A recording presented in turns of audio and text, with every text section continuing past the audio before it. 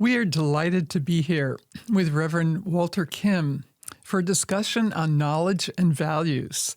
We're here at Yale University in the studio, and Walter will be telling his story in a few moments, introducing himself.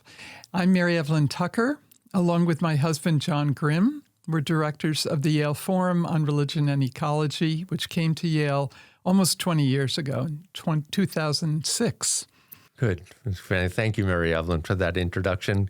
Co-director of the Yale Forum on Religion and Ecology, and very much looking forward to this, Walter, this conversation together. Walter, we would be delighted for you to tell something of your story, and so that we hear and see a little bit more about the evangelical movement in ecological circles, but especially through creation care. You know, my own story in many ways is a bit of a microcosm of the growing diversity within the evangelical community. I'm a son of a refugee and immigrant who had moved to America in the 1960s, and I wasn't a part of the evangelical community growing up, but I did come into faith through someone sharing the good news of Jesus Christ to me in my high school years. And the more I grew in my understanding of my faith and entered into this world of evangelicalism through a variety of ministries, which actually included a stint at Yale as a campus chaplain, my understanding began to embrace a wide range of issues, and relating to the particular conversation that we have, views on the responsibility that Christians would have toward the care of creation. So I think about the church that I used to be a pastor at in Boston. We had attended as a grad student and then as pastors, my wife and I. And this church is 200 years old, over 200 years old. But its history is, again, something of a microcosm of religion in America. It was instrumental in environmental issues as a part of Christian faith, which included, helping to found movements like the Society for the Prevention of Cruelty to Animals. It included movements that tried to address the harms of smoking, for instance, in terms of not only immediate damage, but also secondary smoke. It engaged on issues in the disproportionate impacts of climate issues on communities that were already struggling with poverty, whether here in the States or overseas. And as I learned more about evangelicalism and entered into this position as president of the National Association of Evangelicals, I learned specifically that the NAE had been a part of really promoting a robust understanding of being good stewards, caretakers of God's creation. So in the 1970s, before environmentalism was, in fact, kind of a major cause within American society, the NAE had actually passed a resolution about our responsibilities as Christians, as evangelicals, to take care of God's creation and to recognize that industrialization was having a disproportionate impact on those communities less equipped to deal with pollution or degradation of water sources, etc., and the dual responsibility of not only caring for creation generally, but also the call that Christians would have to care for those who are disadvantaged were combined on these environmental issues. But I would also wish to note that something of the younger generation, that this is a position, a set of issues that are of deep concern. It doesn't matter what political persuasion you seem to be from, but those of the younger generation have an almost uniform concern, even if there's not a uniform response, but a uniform concern of what it means to be faithful stewards of God's creation, of the disproportionate impacts of a changing climate on those communities that are less prepared or less capable of addressing those issues. So again, I'm delighted to be a part of this conversation. I think it's vital, and I think it requires people of goodwill to be entering into conversations just like this, because no one sector of society is going to be able to address this comprehensively. Thank you so much, Walter. And we just wanted to give a brief background as to how we got involved in world religions and ecology, which in many ways began with our teacher, Thomas Berry, who taught us at Fordham University, created this amazing world religions program and married us and had a tremendous sense, a deep appreciation of the Asian religions, which I study in particular, and of the indigenous traditions. But would you like to say something more about Thomas? Yes, and in all lovely marriages, it's typical that the partner often is teed up to go in a certain direction and goes in their own direction. And so it is in our relationship. I find myself reflecting on place of birth quite often in terms of understanding how I came to these issues of religion and ecology. I come from North Dakota, from a hunting family, and also a very religious Catholic family. And I find it interesting that those relationships between land and animals that were taken on the hunt and brought to the table was never just sport hunting, it was for the table. And then the sense of religiosity as I went on in my studies at a Benedictine college in Minnesota with these Benedictine monks, and a sense of classical education, or religious traditions. And then, as Mary Evelyn mentions, coming to the East Coast and meeting Thomas Berry in a graduate studies program at Fordham and having a world open in which the dialogue of religious tradition was front and center. And of course, this is an ongoing question. What does it mean? What do these religions say to one another? But I find the question of environmental issues or ecological issues is front and center now in that dialogue of traditions. And so, Walter, that's how I see part of the dialogue today, too. It's also something about the deeper values that move us. And it was in returning to North Dakota at the advice of Thomas Berry that I entered into conversation with Anishinaabe people in Turtle Mountain Reservation, and then eventually Lakota and Dakota and Nakota be the three dialectical groups in the Northern Plains where I come from.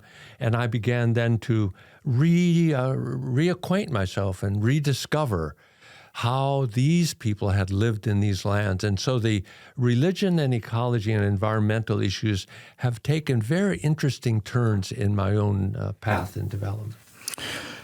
Yeah, and I spent 2 years in Japan in the early 70s and traveled extensively through Asia at the time, including to Korea, but south to Vietnam, South Asia, India, and so on.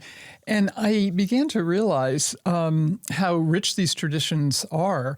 I realized, as others of us did in graduate school, that as Asia began to modernize, especially China and India, the face of the planet would be changing because modernization requires industrialization and unintended consequences for the environment. So that's why we started the conferences at Harvard at the Center for World Religions with this notion that all of the religions have incredibly rich interactions with appreciation of nature, creation, and environmental ethics from these traditions will be critical going forward. That is more true now than ever before.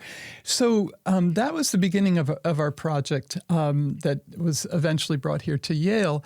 But I think we want to, before turning it back, Walter, we just wanted to mention a few of the Christian projects. So there's a field in academia that's grown very rapidly, 30 graduate programs, including the one here at Yale. But the force of what will religions do? In Christianity, there are so many examples. John, do you want to begin with a couple? One striking example for me is the ongoing work of the ecumenical patriarch Bartholomew in the Greek Orthodox tradition. We've participated in 8 of his symposiums on water, and they've been very instructive because he gave us a model early on of bringing together politicians, academics, scientists, people who were engaged with environmental issues from very different perspectives. And we were all together on a ship that was moving towards areas not in a tourist destination, but rather environmental concern. And especially this notion of the sacredness of creation, which I just want to mention. The World Council of Churches, of course, had a long-term project of justice, peace, and the integrity of creation. So all of the Protestant churches have been working on this for some time, as you mentioned already. But Bartholomew was also very influential on Pope Francis, as I'm sure you know. And so that was one thing among many that led to his encyclical Laudato Si, which is 10 years old this year and has enormous, incredible impact. And partly because it put together, for the first time almost in a document like that, the cry of the earth, the cry of the poor, eco-justice, integral ecology, as we call it. So that encyclical, I think, was a watershed moment. And we have now so many grassroots, religious grassroots programs, Christian-based, Earth Ministry in Seattle and Faith in Place in Chicago and so on. We have interreligious ones that grew out of Christian traditions like Green Faith and so on. So we'd love to draw you out on what's happening in the evangelical community along these lines. Thank you. I mean, Mary, Evelyn, John, these are really encouraging discoveries and conversation that I think within the evangelical community has, in fact, been longstanding. So I've already referred to the 1970s resolution from the NAE, but that was actually very reflective of what was happening in evangelical communities throughout the world. So the World Evangelical Alliance also had a set of commitments that included a very robust statement about the care of creation and being stewards of God's creation. And the call of being Christian followers of Jesus, disciples of Jesus in the language of churches, would include not only the proclamation of good news for salvation in terms of people's souls, but good news in terms of actions that would care for people's bodies, and not just as individuals, but as communities. So within the World Evangelical Alliance, there's a whole department that is dedicated to matters of stewardship of creation, environmentalism, and the evangelical faith. This movement called the Lausanne Movement, another global Christian movement, had this very robust statement in Cape Town, South Africa, that included stewardship of creation. Here in the States, there are a variety of ministries that are involved in this issue. I think of the Evangelical Environmental Network, which is a member organization of the NAE. They are working in terms of advocacy, but also education, creating projects in different states that bear witness to this work of churches in addressing ecological issues in their neighborhoods. It could be addressing clean water or reduction of air pollution, a whole host of issues. But even if the organization is not directly engaged in terms of it being a part of their central mission or title, like the Evangelical Environmental Network, many organizations are addressed in humanitarian work that includes the work of sustainable farming practices or clean water. I think of World Vision or Compassion, World Relief, which is the humanitarian arm of the NAE. These are all evangelical ministries that are global leaders in clean water or sustainable farming practices, or community development that is economic in terms of creating ways in which fishing or farming practices could be sustained, both in terms of advocacy as well as training. I was struck by this being a compelling human issue and so complex in how it's nested with all sorts of other issues in a trip that I had to Malawi, Africa, to visit some of the work of World Relief and develop a friendship with a farmer there who had mentioned to me that the dry hunger season has extended in the last 20 years. And his deep concern for not simply the ecological disaster that represents, but the economic crisis that produces, and then in terms the devastating impact on their communities, tribal communities, agrarian villages. And so this is a catastrophe in terms of the human impact, which is why the NAE has its own version of the work that came from Pope Francis. And that is our document called Loving the Least of These, Addressing a Changing Climate, which has been kicking around for decades, but we recently had a second edition of it, updated edition. And in it are stories of the disproportionate impact on communities throughout the world that a changing climate would have, especially, again, communities that are already struggling with poverty or lack of resources. Kind of a biblical exploration of the mandate that we would have from Scripture, because that is such an important part of formation within the Christian community. And then stories of what churches are doing throughout the world, whether it's sustainable farming practices in Malawi or Kenya, or advocacy for clean water in different parts of the world, or even what local churches in America are doing in creating green spaces, planting trees in urban environments, or creating community gardens for people to have access to fresh food. These are, I think, wonderfully creative expressions of faith. And again, I think it takes all of us. There's some public policy here, there's science here, there's this community advocacy, there's theological formation, which is why a conversation like this is so incredibly invigorating and important to solutions.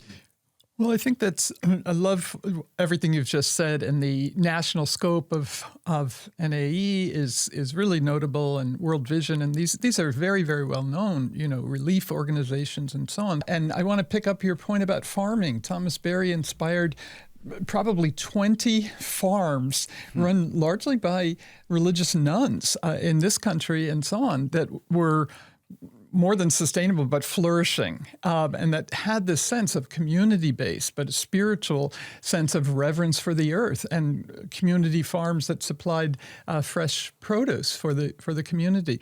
So these are very on the ground, and I just want to mention that on our Forum on Religion and Ecology site here at Yale, we have a whole section on engaged projects. And Leonardo Boff is the one who came up with this phrase, cry of the earth, cry of the poor, putting together this very critical moment. And I'm glad you mentioned we're at a point in this discussion where we've put forward a lot of hopeful things.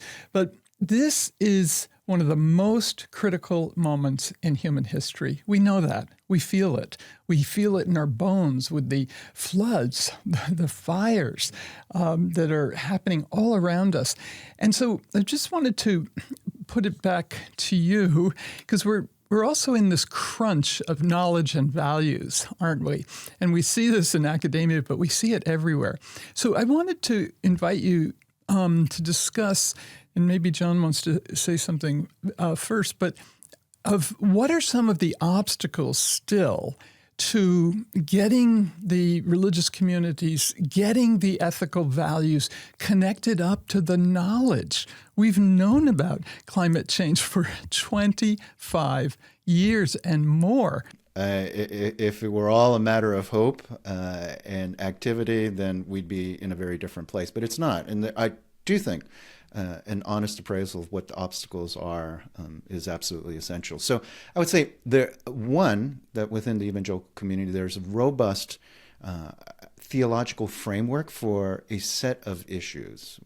I would say the pro-life issue is very well developed. Personal ethics, very well developed. The need for salvation in Christ, very well developed. If there's a problem in a marriage, or you want to learn how to pray, or you want to learn how to study the Bible better, or you want to learn how to be more ethical at work, tons of resources, retreats, small group discussions on that. The same can't be said on some of the implications in society of the Christian faith. And a care for the environment is one of them. There might be an instinctual move out of mercy to say, oh, communities that are impacted, this is not fair.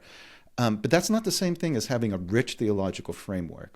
So one of the problems is developing a robust theological framework that is not merely kept in books, but is actually disseminated as just the normal way of growing as a Christian, that we would learn these things, just like you learn how to pray, or how to read the Bible, or how to share one's faith with a neighbor, or how to be ethical at work, and how to put your marriage back together again. Like, we have stuff in our churches on all those things, but the care of the environment, stewardship of creation, a better biblical case can be made. I think it comes as a surprise to many Christians that, when we think about the Sabbath and God's commandment to take a day off, and then every 7 years give rest in a more robust way, and then the year of Jubilee, the 50th year, seven years plus 7 year, upon 7 year cycle, that you not only were personally to get a rest, so it's not just a matter of leisure and vacation,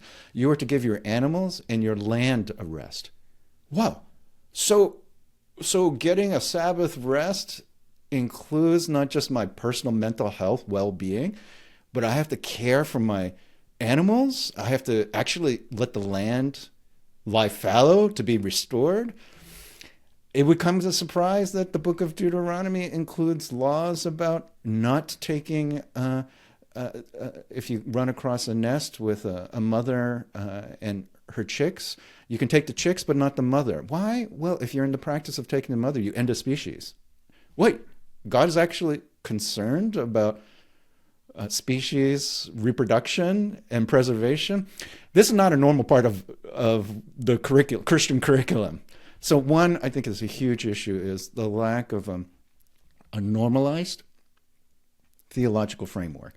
The second thing is, even if you get that normalized theological framework, there are still real issues about how.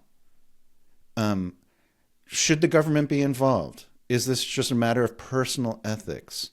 I think there's such a strong personality trait of evangelicalism, an entrepreneurial, populist, grassroots activity. So it's super strong on personal conversion. It's super strong on personal devotion and piety. But it doesn't quite have the same kind of robust understanding of, well, how do communities work together, or how does society function? And so there's a whole variety of views on it. I'm fine with personally recycling, or personally being engaged in giving to charity, so that clean water, but it can be given to all people. But I don't want the government to tell me to do stuff. So I think this is where it becomes a much more complicated issue than just let's teach about ecology, because it really then begins to involve how we understand economics, how we understand the role of government. How do you balance the loss of jobs that come in certain industries because of shifts in environment and what we consider to be clean fuel? How do you balance that loss of jobs, which feels so immediate, with long-term gains that feel, well, it feels abstract? And those are issues that don't seem directly related to environmentalism, but they are essential to any direct action in environmentalism. And so not only is there a need for a more robust, I think, Christian theology that's normalized in how we grow as Christians, but there's also the complexity in recognizing that we don't have uniform ways of understanding how to balance environment and economy, how to balance individual responsibility with the role of government. And this is a society-wide problem, right? We have profound tensions within American society on all these issues. And that's true within the evangelical community. Oh, so interesting, Walter, to follow your discussion in terms of where are the issues, where are the points of connection that really have traction with people that they understand.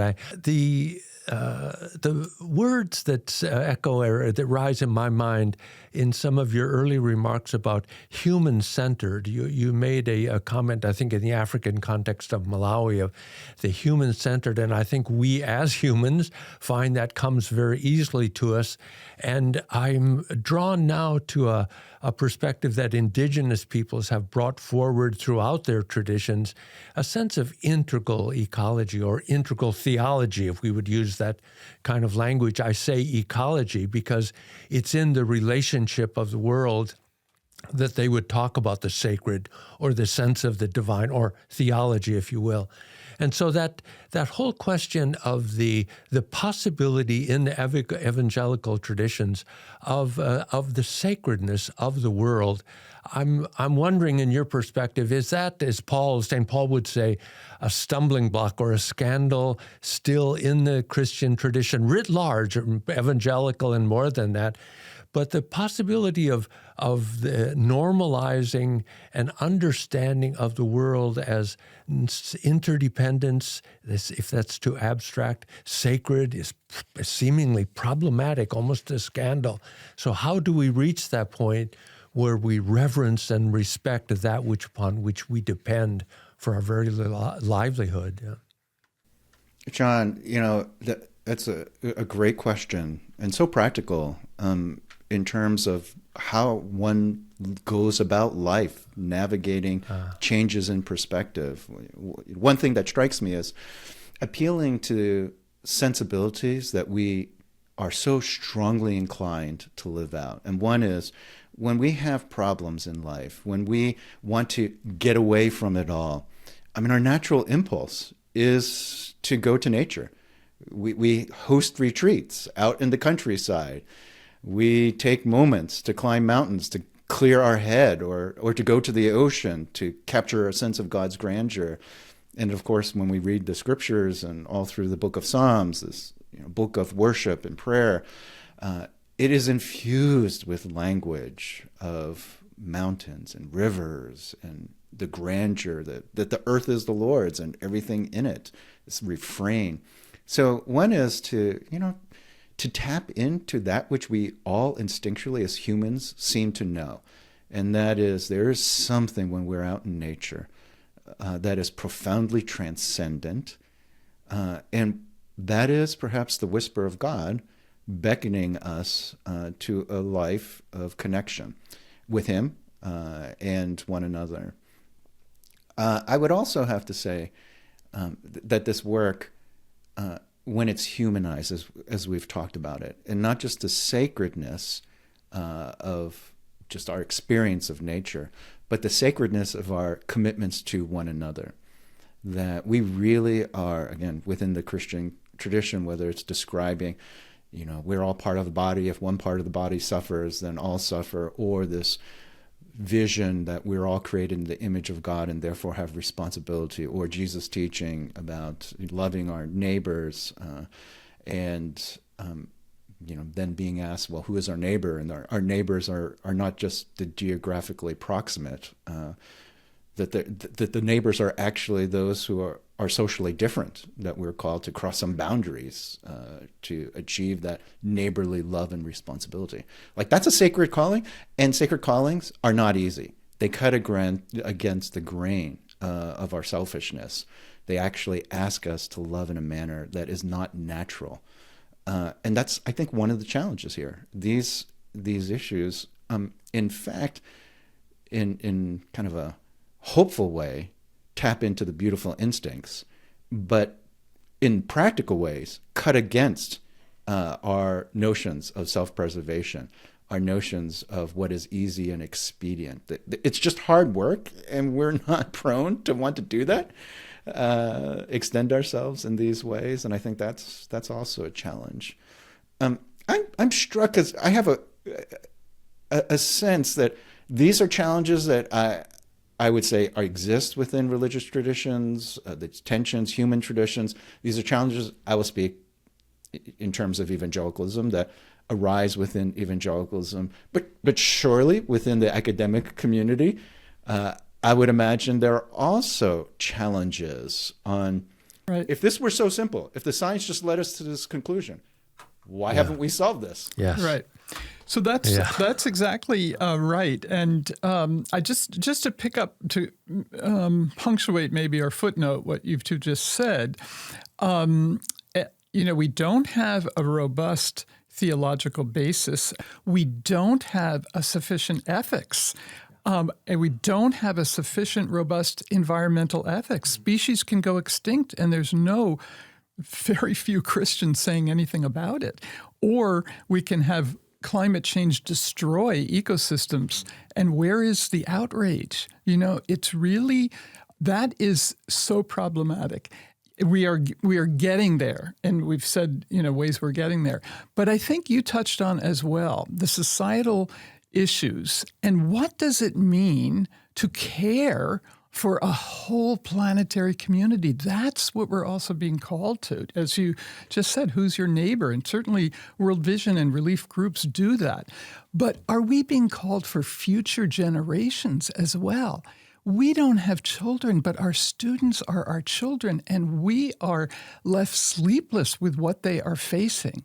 And that sensibility, so if we talk about environmentalism in very simple terms, it's food, it's health, and it's children. It's not just ideas and policy coming from government and so on. It is, what is the future of this planet? There is no future without a shared future. And that's what I think we have to evoke.